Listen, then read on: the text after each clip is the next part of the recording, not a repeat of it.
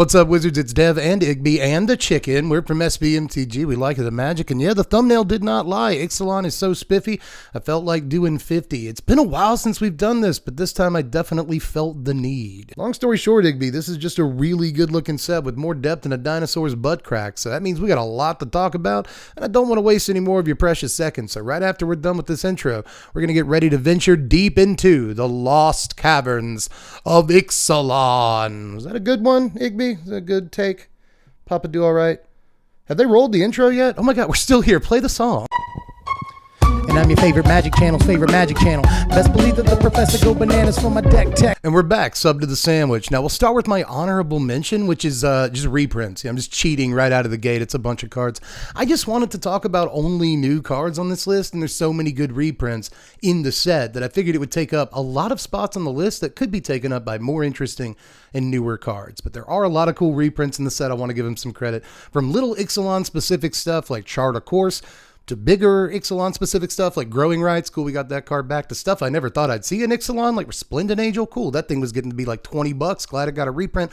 All the way up to Cavern of Souls, which would probably be the #1 card in the set if reprints weren't the honorable mention. Keep that line in mind, but still, reprints are kind of boring when you could be talking about new stuff. So yeah, honorable mention, it's just all this cool stuff that got reprinted. It was a lot of cool stuff. But let's move on to number 50, the Millennium Calendar. Yeah, it's a bit of a joke entry, but is it actually? I think that we still haven't decided whether or not this card is good. And that's why it's kind of kicking off the list here. I'm still not sure that it's really good, but I'm not sure that it's bad either. Have you seen anybody play it with Teferi who slows the sunset? That seems like pretty good little combination right there, and basically anything that can untap it or a bunch of permanents. Halo Fountain, I don't know, I'm just throwing out ideas one way or the other. It's only 1 mana to get this thing out, and then it threatens to do 1,000 damage. Can you imagine 1,000 damage? What a Magic player amount of damage. It's 1,000 damage. It's only 1 mana to get out, and it actually kind of doesn't take that many turns to just win the game by itself, basically. So I think you do have to respect it some, and I did so by putting it on the list at all. Number 49 is Sanguine Evangelist. Was Blood Cultist already taken? Oh, it was. Well, that makes sense then. Now this is just 3 mana for 3 power on 2 guys. When one of the guys dies, you get another body. Some of it flies. In the meantime, you get an Anthem effect. Just what's not to like about this dude? Good in sack decks, vampire decks perhaps, tokens decks. Yes, it's got a lot of places to go, but it's got to be better than the other 3 drops you can play right now, and that's kind of saying a lot. So we'll move on to number 48. We're already at 48. It's actually Breaches this time. Another cool little 3-drop, but this one pretty specific to the pirate deck. Although I guess you can say it does proc itself when it attacks, so that's something, but you really want to have other pirates around. Not a big deal though. There's cool other pirates in this set, and we'll talk about a few of them as we move down the list, but there's some that didn't even make the list, like Captain Storm, who looks sweet, especially like on curve with Breaches. I've already played against Breaches already in the early access event. This thing actually looks ridiculous, especially the ability that can just blank a creature from blocking in combat. That's going to be better against Atraxa than you think it's going to be. So I actually think that this one card in particular has a lot of potential, but just pirates as an aggro archetype, maybe there's something there too. Actually impressed with myself there. Made it all the way through this entry without making a joke about pulling down my Breaches or anything like that. Good job, Dev. Number 47 is Vito, Fanatic of Aclazotz, all the way up here. Dev, you on your list? Yeah, you hear me out. I've already tried this out in the sacrifice decks. I think there might be better 4-drops than this guy in like standard, but I will also say that I have an Silcore Commander deck. This is slotting directly into because I think it's better in an environment like that. But I'm still going to try to play him in standard, right? I really miss going like, hey, Vito, and all that. So, you know, he's a good dude. I like Vito as a character, and I do like the text on this card. Maybe I just have to try a little bit harder to make it work. So, number 46, I had to look at my notebook. You caught me cheating there. Is Magmatic Galleon, and I actually want this to be like number 20, but I had to stop myself. I just want to believe in this. I just want to believe in this thing so much. It looks awesome to me. 5 mana is kind of a lot in any format, period, but it's going to kill something when it comes into play. It's gonna give you a treasure token, and if you can proc it in other ways, then that's a lot of treasure tokens. How many treasure tokens is that in Fluid Ounces?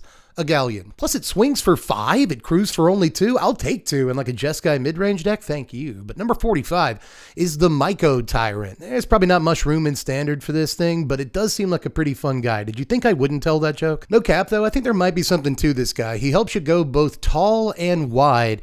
By the way, I nailed it that time. I've had to take 4 takes of this because I keep doing the opposite hand motion. I keep saying tall and wide, which again, I nailed it this time, but I'm still doing this. So did I really nail this take? One way or the other. Usually you have to choose between tall and wide on your Magic cards.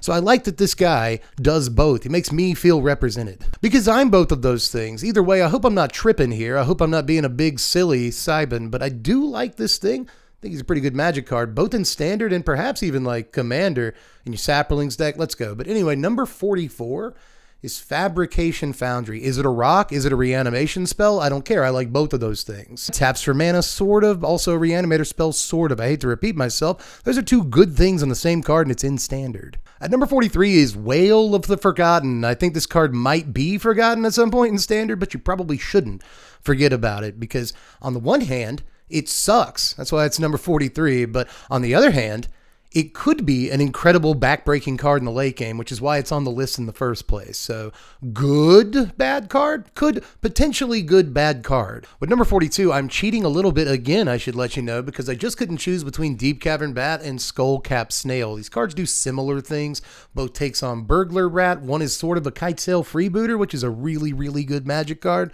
So I should probably point that out. It's kind of a better Kitesail Freebooter. I think it can grab more stuff, but Skullcap Snail actually gets rid of the card forever. So that is also good. These are good Magic cards, and I wanted to point them out. I think they do belong on this list. Matter of fact, speaking of good little lower rarity cards I want to talk about for a second, Confounding Riddle, get in here. There's really no puzzle to whether or not this card is good. It's kind of obvious. Just kind of a Supreme Will. Is that what the card is called? Might be Supreme. No, Supreme Verdict is the sweeper. Supreme Will was correct. Trust your instincts, Dev, one way or the other.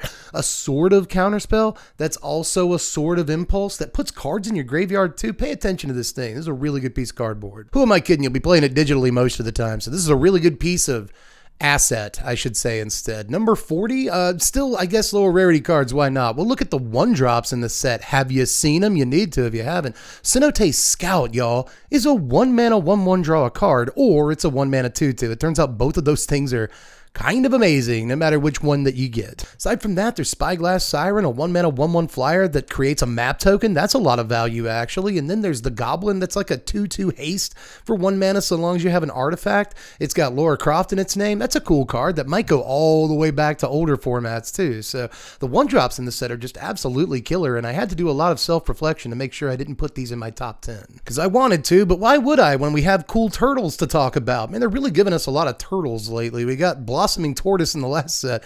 And then this set, we get Bedrock Tortoise. This thing's awesome. It's basically a 4-mana 6/6 that also kind of gives everything hexproof on your turn. That's actually exactly what the card does. It's not kind of what the card does that. So actually kind of ridiculous. It also does the thing where all of your creatures hit for their toughness. So yet another creature like that for you little fiends, you dirty little, you devils that love that effect. I'm one of you. I can say all those things. So yeah, not only did we get another one of those, but we also kind of got a 4-mana 6/6. Don't mess with my stuff in the deal too. So yeah, the card's on the list. My number 38 is Unstable Glyph Bridge. Old UGB over here. Is anybody going to call it that? This is a sweeper effect that does leave stuff on the table, but then flips over into a maximum security level prison. Like, this is a ridiculous effect once you get to the other side of it, and it's actually not too hard to get to the other side of it. Number 37 is just cave stuff, I guess, is what's written in my notebook right here. I'm going to let you know I'm cheating like this on a couple of entries. As a matter of fact, the next entry I will cheat in a similar way. But again, if I listed out all the cave stuff, this would probably just be a top 100. And should I have just done that? Maybe, but it's too late now. One way or the other, there's a lot of good cave stuff. There's a cave sweeper that works way better than you think. Even Bat Cavern that makes 3 tokens when you play it on 3. Really, really decent card, as a matter of fact. There's a 5-mana thing that goes and gets 3 caves. That's a lot of ramp, and it can also make your creatures huge if you want a win condition in your caves deck. But above all that, the card that probably puts caves on this list in the first place is both the card that will set caves apart as a deck and will ironically also set itself apart from caves as a deck, and that's Spelunking. A lot of people are talking about this, and it's pretty decent on first read, right? It's a single ramp, plus draw a card, plus that incredibly busted last line of text. That's going to be good in a lot of formats. People are already brewing up Splendid Reclamation and Standard and stuff with it, but again, this goes back to Pioneer at the very least, and has a lot of work to do. That is a great line of text. The thing about your lands coming into play untapped, never underestimate how cool that is. So Spelunking Spelunking itself is an amazing card, but Caves as a concept, I think might have some work to do too. Number 36 is Dinosaur Stuff. It sure did. They got a lot of stuff, didn't they? Want you to play some dinosaurs and be excited about it, and I kind of am, so job well done there. But yeah, Dinosaur's got a Birds of Paradise. It's pretty good. It also got a 2-mana ramp any color guy that also lets you play dinosaurs out of your graveyard and stuff like that. Seems pretty good. Haven't actually mentioned a dinosaur yet. It got a 2-drop with 3 power that can be a 2-drop with 6 power if you want it to be pretty easily. It got a 3-mana 6/6 that makes your 2-drop 3/2 into a 6 power guy on turn 3. That's okay. Got a legendary thing that kind of has a bite spell attached to it. It's ridiculous. It got Trumpeting Carnosaur, which is kind of a removal spell, but also a 7/6 trample that discovers 5 when it comes into play.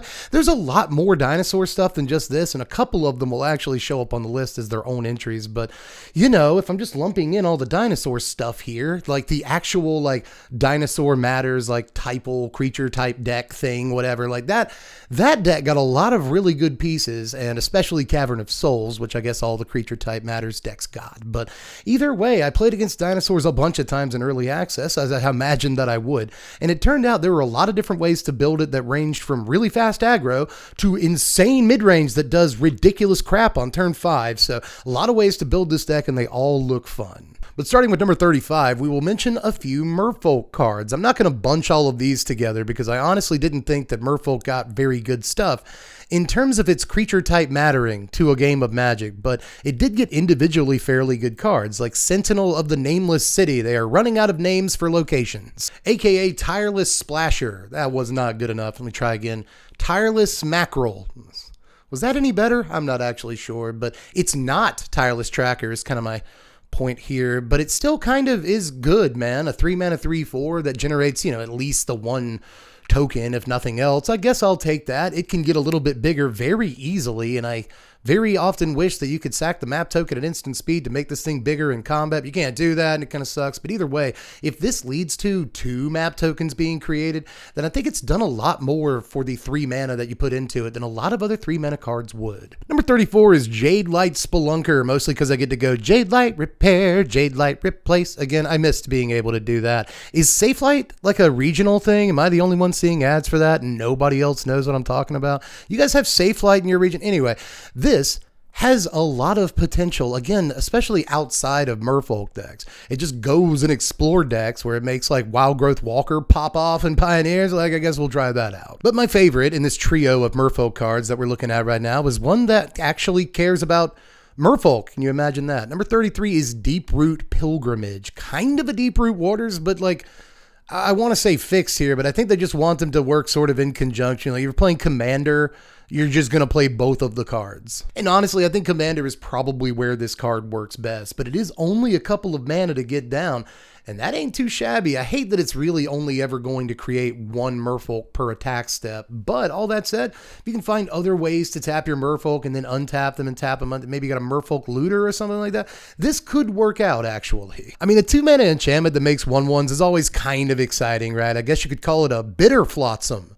Is that one good? Not too sure. Number 32 is Starving Revenant. Man, I want to draw some cards, and I want to do it in a kind of Sylvan Library callback, so I guess this guy's pretty good, you know. He's a 4-mana 4/4 too, which isn't, you know, super noteworthy stats anymore, but a 4-mana 4/4 that draws you 2 cards kind of can also put cards in your graveyard for reanimation or for descend or whatever you're trying to do, your little Lurgoyf deck that you put together in standard. This guy seems pretty good. And then later in the game, actually not that much later than you play him, I imagine you'll have 8 things in your graveyard, and then it starts punishing your opponent just for you playing Magic and drawing cards and stuff. So this dude looks pretty thick to me. But if you want to draw cards on a body, I have got a guy for you, because number 31 is Staunch Crewmate, one of my favorite pirates in the entire set. This dude is really good, right? I keep calling him a better Glintnest Crane. I keep calling him a better Silvergill Adept and all that, but he's just so much better than those cards that it's kind of hard to even compare them, right? It's kind of an impulse effect when it comes into play. Either grabs a relevant creature type or an artifact, so this could see play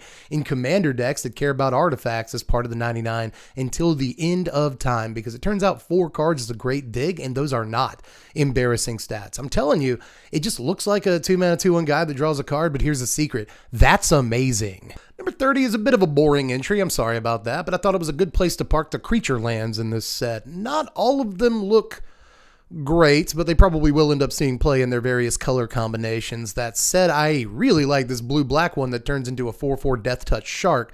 The Shark is probably 70% of why I like the card, but I still think it's really good. Can take down a Sheoldred or literally anything, so that's pretty good. I like Death Touch on a creature land some of the time, but aside from that, the blue-white one, just freaking phenomenal thing here, man. You get a flyer. I like an evasive ability on a creature land, first of all. That means it can not only attack more easily and get damage in the late game, but it can block nearly anything, which is something you usually want in a control deck that's blue-white or whatever. But aside from that, just makes little tokens, right? No matter what you use them for, pretty sweet. If anything, you can pop them and use them on the land if you have no other creatures out. And usually a deck playing this is going to have Wandering Emperors and other Planeswalkers, wedding announcements, and ways to make tokens. So there's really going to be no limit to the amount of stuff that you have to use this map token on once it does give you one. So I'm not going to spend too much longer on these creature lands. I think I've already spent somehow longer on them than I have every entry so far. You know they're good. Number 29 is Anim Pakal. Is it a Krinko? Is it an Odeline? It's actually its own card. Will you just let it be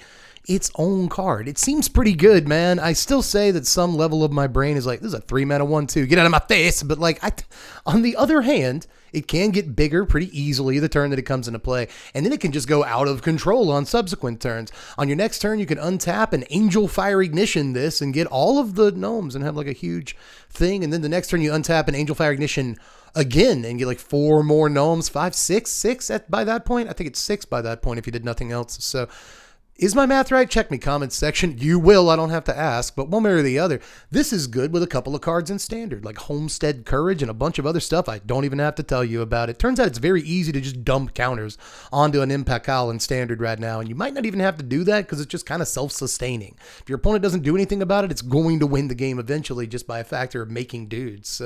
Just a crazy card, probably. Can I say that? Probably pretty good card. Number 28, all the way up here, I am proud of her, is Watley, Poet of Unity. I have said a lot about this card. As a matter of fact, I just got done doing the top 10 overrated cards in this set with my buddy Power Dragon. Check that video out after you get done with this one. And I should go ahead and tell you that just because a card ended up on either one of our lists does not bar it from seeing entry in this list, right? I admit that Watley might be a little overrated, but I still think Watley's a good card. This is effectively a potential 5-for-1 that still got you something, even if your opponent blew you out when you tried to transform it. But do remember that if you pay 5 mana for this at sorcery speed on your turn, your opponent can answer that for 1 mana with Cut Down or Fading Hope, and those things will not feel good. So this card definitely has a downside, but once you do get it flipped, it's going to get you 2 dinosaurs, put another one in your hand, make all your dudes tap, give you this huge final finish at the end of it, you know what I mean? So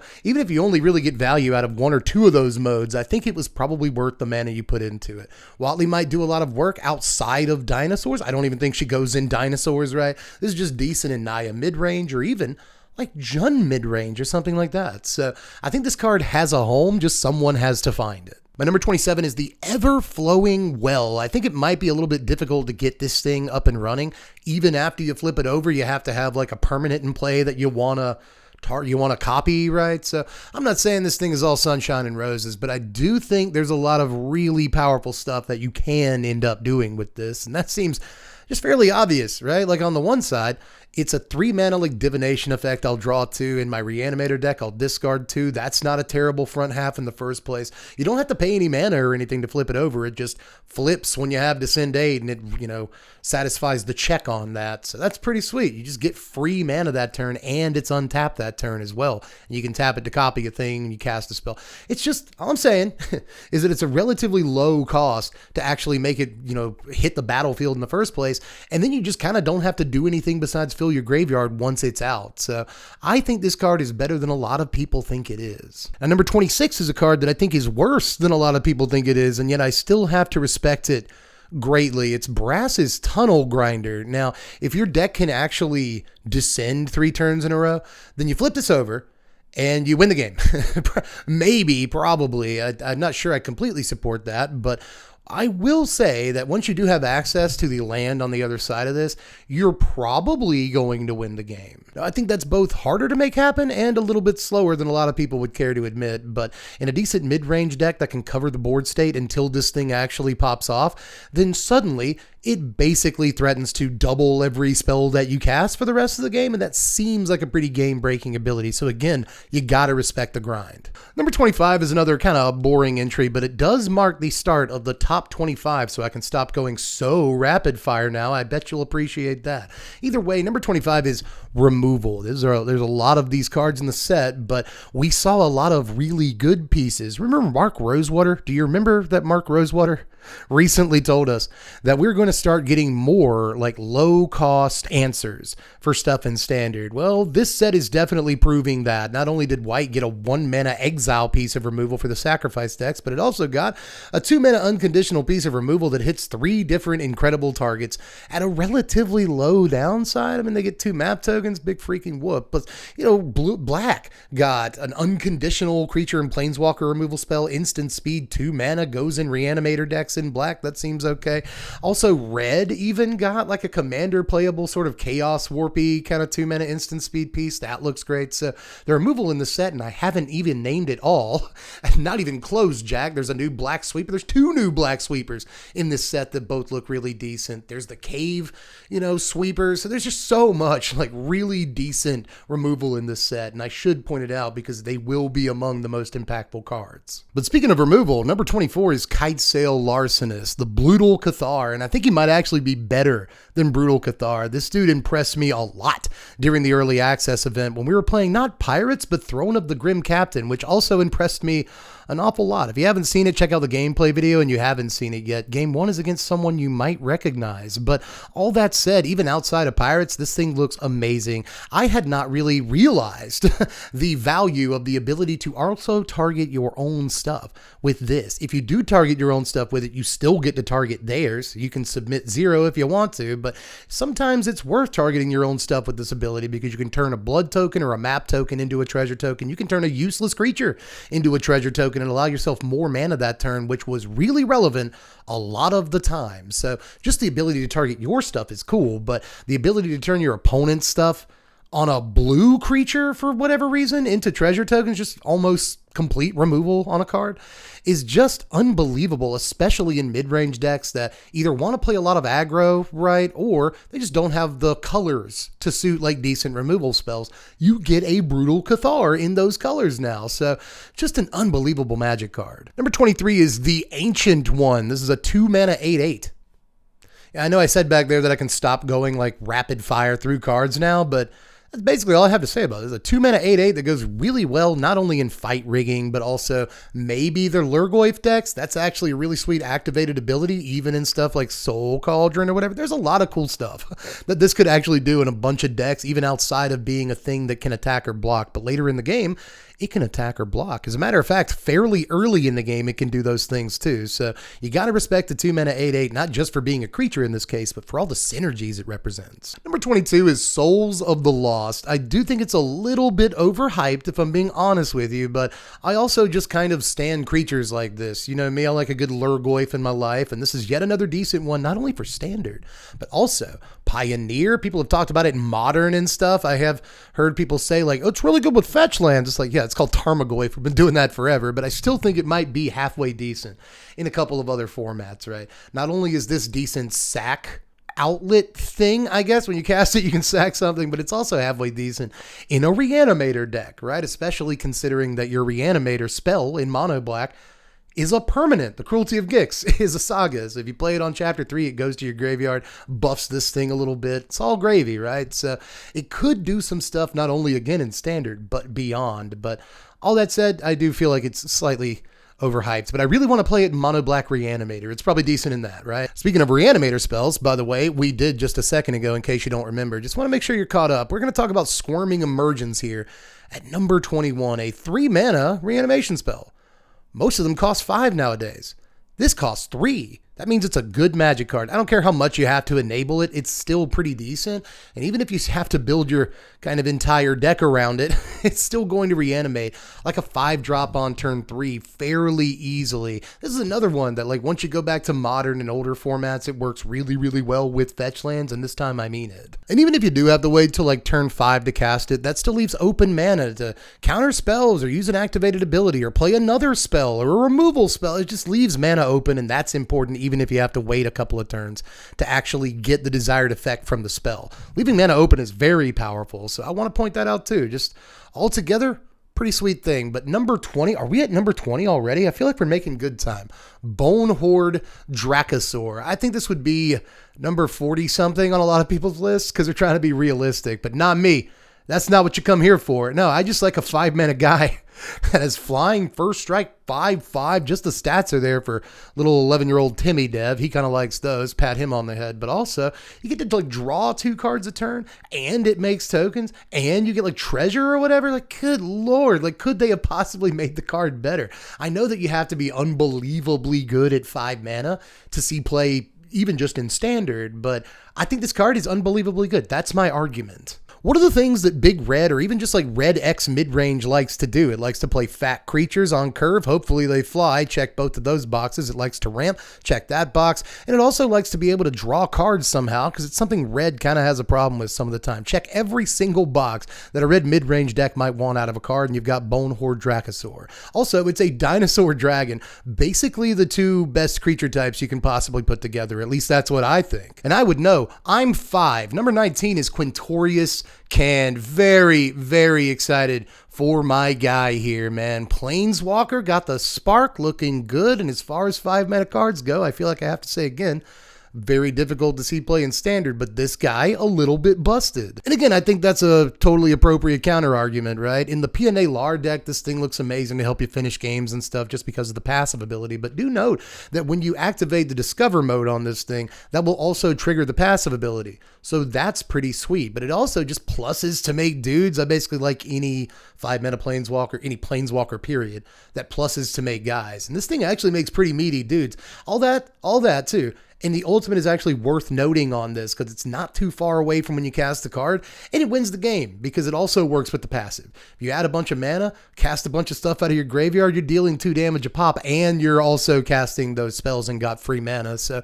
I usually don't even mention the ultimate on Planeswalkers, but this one is awesome. So Quintorius, man, you've really come up, and I support it because you've always been one of my favorite characters since Strixhaven. We've been like this, and like now, you're a Planeswalker. You could be the only Planeswalker in the set. Very proud of the dude, and I'm glad that he's as good as he is because I think he actually is good. Maybe that's controversial. I know some people who don't think this guy's very good. They're wrong. He's awesome. Number 18 is NT. Really good looking 2-drop for the mono red decks, right? And they are honestly kind of strapped on decent 2-drops. They got a couple of good ones they already play. I'm not trying to say they don't have good 2-drops. All that said, another one to add to the pile. And if we get Madness in the next couple of sets, this thing really pops off. I mean, a 2-mana red guy that grows and spreads power some of the time and draws cards a lot of the time, filters useless cards in your aggro deck depending on the matchup. It's basically like a laundry list, a checklist of all the things that mono red wants out of a 2-mana guy right now in standard. So it's definitely slotting in. Number 17 is Abuelo's Awakening. Yeah, all the way up here at number 17. That is, in fact, how good I think this card is.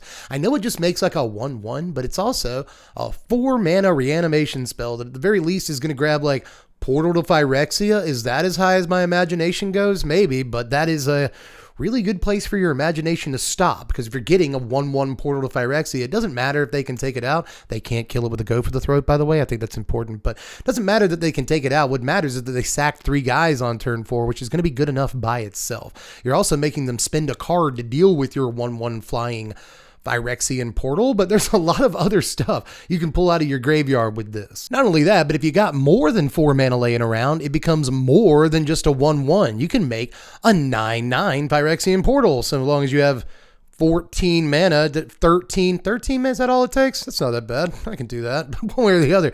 You can make a 10-10 whatever it is so long as you got the mana laying around. So I will say that they allowed you to scale. The card didn't have to have that ability whatsoever, but they just allow you to scale it if you have extra mana, and a lot of times you will. Number 16 is Hulking Raptor, because you're going to need all that extra mana for the Abuelo's Awakening. You see how everything kind of feeds into itself. Now, this is a 4 mana ramp 2 spell. It's kind of like a Battle for Zendikar, if you want to put it that way. It even kind of helps itself stay in play for a turn by having Ward. Basically playable in any mono green deck, whether you're pretty hardline aggro or you're trying to ramp all the way up. You're gonna need extra mana to do stuff. Aside from that, probably playable in a number of green commander decks until the end of time, because extra mana is just always good and you're forcing somebody to deal with this. They have to. Doesn't matter if they do. You made them do that. So really, really sweet thing here, man. 4 mana for 5 power is kind of decent in and of itself. And I know with the 3 toughness, you're not going to be throwing it into combat all the time. But even if you have to like kind of sit it back over here, it's still doing something pretty incredible for you every turn. Number 15 is the Skull Spore Nexus. Speaking of green commander cards and whatnot, this is a doozy right here. Could be playable in standard, right? You could just Pugnacious Hammer Skull on turn 3, turn 4, Skull Spore Nexus, and I've got extra mana, sure. So maybe I'll just make my Pugnacious Hammer Skull a 12/12 this turn. Are you scared? You probably should be. This does have some use in standard and beyond in terms of constructed competitive environments, 60 card environments. But in Commander, this is probably where this thing's going to have the longest lifespan. They printed a bunch of artifacts that look pretty wet in Commander, to be honest, and this is way up that list. Also kind of a cute little combo with one of the cards that made the top 10, but we'll get there when we get there. Number 14 is actually yet another green card that I really like in Commander, but also standard, and I do not think that you are giving this card enough credit. It almost made the sleepers list, but then I was like, no, this is just good enough for like the top 20 of the main list. It's Twists and Turns. So I will back off the idea that this is a Search for Azcanta just a little bit. It's not quite that. Search was amazing in like control decks and stuff, and this isn't really a control card. I don't care. It is also a ramp card, which I think is good. I don't know if you actually make slots in a ramp deck for this, but you don't have to explore. You don't have to explore a single time outside of the time that it makes you explore when it comes into play. And honestly, I'll play it on turn 1 with no creature to explore onto and no additional value on that turn past that. I think that if you just play this early in the game, whether or not you explore with it, and then just wait till you have 7 lands, it creates ridiculous value. It just gives you another land, which I think people are underestimating the value of in and of itself. It flips over. When it does flip over, it flips over untapped, so it gives you mana that turn. And you can just use it to dig for an Atraxa in the Atraxa domain deck, which I think is pretty good, or an Atali, or whatever big creature that you might be looking for. If you've got other creatures in your deck, help you find those too. So I think this is kind of a phenomenal Magic card that is mostly being looked over. Number 13 is Dauntless Dismantler, because it's vintage playable, probably, I guess. Try to put yourselves in the shoes of a vintage player. Put in your monocle and and light up your big cigar. Okay, so basically, if I play this on turn 1 because I go Plains, Mox, whatever, or something like that, play Dauntless Dismantler, now you kind of don't get a turn 1 over there, opponent. Okay, you got Mox in, you got Soul Ring, doesn't matter. They all come into play tap. So jerk. So that's vintage playable for that reason, if no other reason, but it also just blows up all the tokens for a single mana, which you can do the turn it comes into play. It just busted card, can't be hit by bolt. A lightning bolt doesn't kill it. That's also, I think, worth pointing out in those older formats too. So just an all-star the farther you go back, but it's still got sideboard work to do in standard. This is just basically good everywhere. And I guess for what it's worth, it's not going to beat their Dockside Extortionists in Commander, but it's going to make them think twice about it. Maybe it will beat their Dockside Extortionists. It makes all those treasures come to play tapped. You just blow it up for 1 mana to kill their treasures. So it is kind of a hard counter to Extortionists in a way. I don't know. There's a lot to like about this card. Have I pleaded my case enough yet? Number 12 is Malcolm, the Alluring Scoundrel. That was my nickname in high school. I didn't go to high school. I dropped out in 2nd grade. Which dev lore is correct and which is not correct, you'll never know. Malcolm, though, I think we'll all know, is a good card. Flash Flyer. I kept forgetting it had Flash during the during the early access event. A lot of people called me on that. You were right too. Flash is a really, really good ability, and I just didn't care about it, and the card was still very good, which should tell you something. I'm pretty sure over the hundreds of thousands of games this card will see play in over time, whether they're Commander games, actual paper standard games, I think a couple of people play those, or the digital games that it's going to be played in, which is probably where most of that hundreds of thousands comes from. I think it's probably going to do this thing that it does where it casts spells for free maybe 7 times. So you're very lucky if it actually happens to you, but it doesn't have to do those things to be a good card. It's still like an on-curve flash thing with an evasive ability that kind of draws cards, goes into the Esper Legends deck, right? Might go in the Odd Reanimator or other Graveyard Matters deck. So it's just got so much to do at a great mana cost. This could see play way back. But we have actually already hit number 11. We have made it all the way here together. Take my hand. Number 11 is kind of the honorable mention for the top 10 here, and I thought there was really no better pick for this than the gods. I'm not going to quite let you into the top 10, even though the white one that like triples tokens, that's ridiculous. That's going to see a lot of play in Commander forever, and it's probably going to be the single most expensive card in the set, because I know you little freaks, you just love stuff like this, and I don't blame you. I am also a little freak myself, so cool and excited about it there. Probably the chase card in the set, but all that said, I do think that a lot of these have potential. I really like the black one. I like all the discard stuff that it does. That's cool. I like the blue one. I think that it has great potential. Rebound is an untapped ability that a lot of people don't realize is awesome. You can in fact claw on that. It's a cat tree. That's what it's for. You keep going. Number 10 is the Enigma Jewel. It's Soul Ring. It's not Soul Ring. It's about as close as we're ever going to get in Standard. 1 mana for 2 mana on, this time, a permanent that's really hard to bust up, or at least harder than an Omen Hawker to bust up. But most of the time, this is going to be copies like 5 and 6 of Omen Hawker and Simic Cauldron, which it slots into on day 1 of the whole thing. But this is also probably going to be a really sought after Commander card well after the set is out of print. As a matter of fact, after the set is out of print, it's probably going to be an even more sought after Commander card. 1 mana for 2?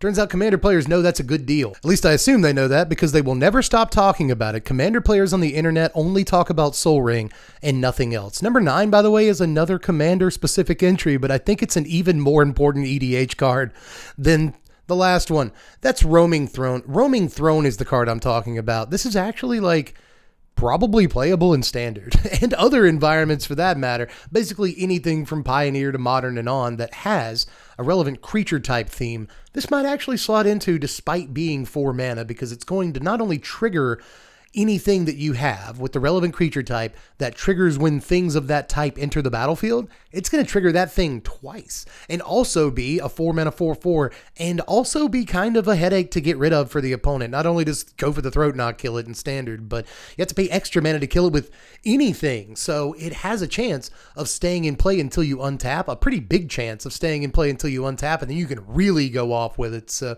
I actually don't put this thing out of like Standard viability at all. But again, if nothing else, I'll just staple the thing I said about Enigma Jewel to this card. It's going to see play in Commander till the end of time, and after the set's out of print, probably going to get a little expensive, so hopefully this gets reprinted in Commander product, which I imagine it will.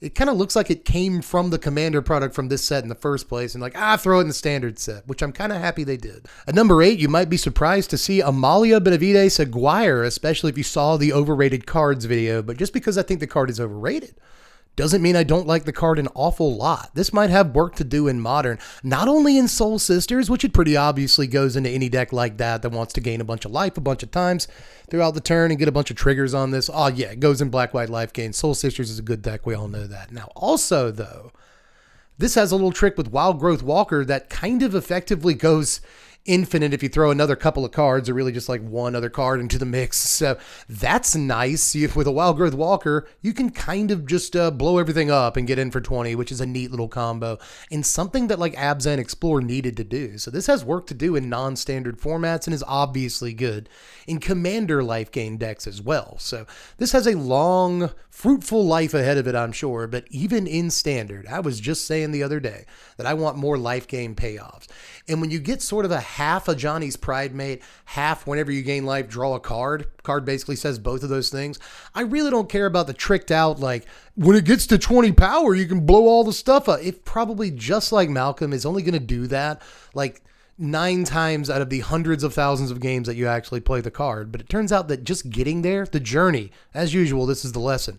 The journey is the important part, because you're going to have a 2 mana, effectively like 6/6 before it's all done, that also drew you a card or two. If your opponent wants to get rid of it, they have to pay some life. And if they don't get rid of it, it's going to blow everything up. So I do think there's a lot of cool stuff about this card. And just whenever you gain life, kind of draw a card is a little bit good enough by itself on your 2-drop. So Amalia is very good. Number 7, he's cheating again, because I just couldn't decide between Greedy Freebooter and Market Gnome, but you knew they were going to be on the list, and I know some of you were thinking we had gotten into the top 10, you hadn't seen these cards yet, you were like, really? The top 10? Yes, absolutely, these are in the top 10. You cannot stop me. All the way past gods that turn into lands and ridiculous commander cards and the best removal in the set, I am putting these 2 lowly 1-drops.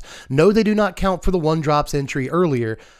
They just don't. These are going to go in decks in standard until they can't anymore, and I actually think they have a lot of work to do outside of just that format too. But number 6 is Thousand Moon Smithy. Yeah, in my top 10. I really am very, very serious about the efficacy of this card. It is very, very good. Not only is it kind of like a Hallowed Haunting, it's just way better than a Hallowed Haunting. And you know how I feel about Hallowed Haunting. In case you don't, I like it, but I like this even more because it goes ahead and puts a body in the turn it comes into play. You get a big idiot, right? And he's probably going to be reasonably big in your artifacts deck. Once it flips over, it gives you a big thing basically every single turn. If you can protect it and protect yourself while it's in play, it'll probably grind out the game before it's all said and done. And again, even if it just dies immediately to besage you or something like that, at least it made a guy, and you get to keep that guy around too. So just an absolutely busted card that I think is not only standard playable, but also pretty commander playable if you want to give that a try. Number 5 is the Black Furnace of Wrath. It's Bloodletter of Aklazats. I have seen a bunch of people not paying this guy the proper respect, including myself. Again, this dude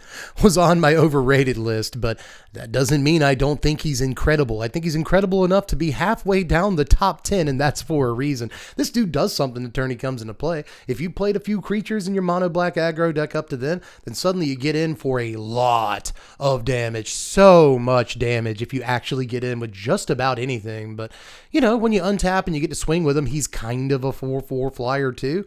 Good enough. He combines really well with cards like Corrupt. If you're able to get this guy out and then cast Corrupt, I think you can probably start packing your cards up at that point. Number 4, just knocking on the top 3 here. And at one point it was in the top 3 and then it got kicked out, but I really feel bad about that because Kutzel's Flanker, Ned Flankers, is one of the best cards in the set without a doubt. It's always got something to do. Even if it literally can't use its other modes, it can still gain 2 and scry 2. And that ain't bad. I mean, imagine it kind of as an ambush blocker. You know, you throw it in with flash, you trade with a thing, you gain 2 life, you scry 2. You kind of did even better than the Wandering Emperor there, and for less mana. So that's pretty sweet right there, but it also has other stuff to do. If your opponent was able to sweep you that turn, well, then suddenly it comes into play as a reasonably big dude, usually at the end of your opponent's turn, that can just kill them. That's pretty sweet. Again, kind of flash it in as a removal spell, or you can flash it in the end of your opponent's turn and get to banging with it, right? So just so many options on a card like this, and the flash is what really brings it together. This will see play. But number 3 is the card that kicked Kutzel's Flanker out of the top 3, and that is Matsalantli, the Great Door, because I just cannot deny that sometimes viability in Commander is the most important thing. That's the thing about making these lists, is that I have to judge if a card is good in Standard, Explorer, Historic, Alchemy, Pioneer, Modern, Vintage, Legacy, and in a lot of cases, most importantly, Commander, the most played format in all of Magic the Gathering, unless you count like Arena Standard. It's probably a lot of games banged out on that, but still I have to evaluate cards for every format, and I mostly weight it for Standard and Commander. And when it comes to Commander, this card gets a lot of points, but it's also getting some of those points for Standard too. It can flip over at instant speed, which does kind of help mitigate the fact that every time you flip it over, it's going to be tapped. So if you do it at the end of your opponent's turn, it basically untaps immediately and gives you a buttload of mana. This can give you so much mana all at one time, and that's good basically no matter what format we're talking about. If you can tap for like 5 mana relatively easily and you're just a land, I think you're going to work your way into a pile or two. This is a really good Magic card, and I'm not going to hesitate to call it one of the top 3 cards in the entire set. I don't know if it has that much work ahead of it in Standard, but it might. Even if it doesn't, it's going to see play forever. Number 2 should be number 1, but this is my list and I can do whatever I want. It's Tishana's Tidebinder. This did a lot for me during early access too, but you don't really have to play with this card. All you really have to do is read it to be like, oh yeah, it's good. It's pretty, whoo, what do you do again? Jeez. So yeah, the best thing about this is not just that it's a kind of a counter spell. It's kind of a stifle edith for activated abilities and stuff like that, triggers and whatnot, which it turns out is great because there's a lot of those in Standard, whether it's just blanking Planeswalker is one of the best things that it can actually do. I like that about it. Or it's blanking, Shieldred's ability or Soul Cauldron or something like that. But it also leaves that thing more or less completely useless until Tidebinder leaves the battlefield. They can get rid of it fairly easily. All it really takes is a cut down, but they have to prioritize doing that before they can get on with doing what their deck even does. Just unbelievable card that I again think will see play in many formats it could be. But we have reached number 1, and you've probably been able to deduce what it is if you know anything about me. But even if you've never seen me before, they've probably been able to figure out by process of elimination, because there is one card that's been conspicuous in its absence the entire video. Well, if you're smart, you're correct. It is, in fact, El Barto here at number 1, Bartolome del Presidio. Now, obviously, I'm going to like this card. I like aristocrats and sacrifice and stuff. I love Illicil Core. We're getting married. All the memes, all the jokes. But even outside of my obviously biased love for this card, I do believe there's a chance that it actually is objectively the best card in the set. We've just never seen a sack outlet that cost this little, was this clean, this repeatable, was able to sacrifice multiple permanents, artifacts. You can sacrifice those to this thing. That's unbelievable. You got a bunch of those laying around, and you don't even have to come down on real board presence, to actually get +1/+1 counters on this guy. And did I mention he actually gets +1/+1 counters, which is kind of busted. A lot of creatures like this just get a bonus till end of turn. They go back to normal or whatever, like a pumpkin at midnight. This guy stays swole the entire game and just keeps getting bigger. So all of these sacrifice decks in Standard really needed this piece. Like they actually needed it in order to exist in the first place. So now they get to exist, and that's really sweet. But even in Commander, man, the Illicil Core decks like mine will play this in the 99, and then a bunch of people are just going to play this as their commander in a sacrifice deck, because sure, you got rid of my Bartholomew, just throw him out again. What is he, 4 mana now? What is he, 6 mana now? Who cares? I got that. So he cost very, very cheap, and I love that in a commander, but I also love it in a Standard card that I'll be playing for the next 3 years. Thanks for extending rotation. Now that I've seen this card, I'm actually very happy about that decision. You knew this was coming, right? You knew there's no way this wasn't going to be my number 1 card in the entire set. So I don't think I shocked anyone here, but in case you thought that I would actually put like Tidebinder or Flanker or some like transform piece or something like that at number 1, nope, I did exactly what you thought I would do. Isn't that comforting a little bit? That's my entire list. Top 50. We actually made it, everybody. Give yourself a hand. This is probably a relatively long video. Yeah, 1 hour and 42 minutes on Audacity here. So what does that translate to? Like at least 40 minutes at this point. So again, give yourself a hand. Did I really record an hour of footage I'm not going to use? Is this going to be an hour-long video? I don't know. We'll see once I get to it in editing. But anyway, I'm talking too much. I have wasted a lot of your time. But if you enjoyed yourself, was it truly a waste of time? And if you didn't enjoy yourself because my list was garbage and you didn't like my picks at all, then make sure you express yourself in the comments section below. Matter of fact, express yourself in the comments section basically no matter what you have to say. If it's nice, if it's mean, try not to be too mean. I'm fragile. But aside from that, just let me know how you felt about the goings on and what your number 1 would have been. The goings on. Do people actually say that? Not too sure. But anyway, do all the YouTube stuff too on your way out. You can like the video. You can sub to the sandwich. Sure, I'll use that joke twice. It's been at least 40 minutes since the last time you heard it. Maybe it's fresh again, unlike Subway sandwiches. But anyway, aside from that, check out the Patreon if you want to reward all this hard work. You've still got time to vote in the first poll of the season to choose what deck we'll be doing first when we get into the deck techs, which shouldn't be too far away at this point. So go check out the link in the description to check out the Patreon. $1 a month is all I ask. Just buy me a coffee every month. And you can really help support the channel a lot. So especially with Christmas coming up, you have no idea how much I need that. But one way or the other, I guess you can check out the Twitch. That's a good thing to do too. Gum is a good food to eat. Check out the Twitch channel down there. Link in the description. No one will get that joke either. I am now babbling, and I'm finally done talking. I'm sure you're happy about that. I've been Deb from The Place. Thanks for watching, Wizards. Spread love and be kind.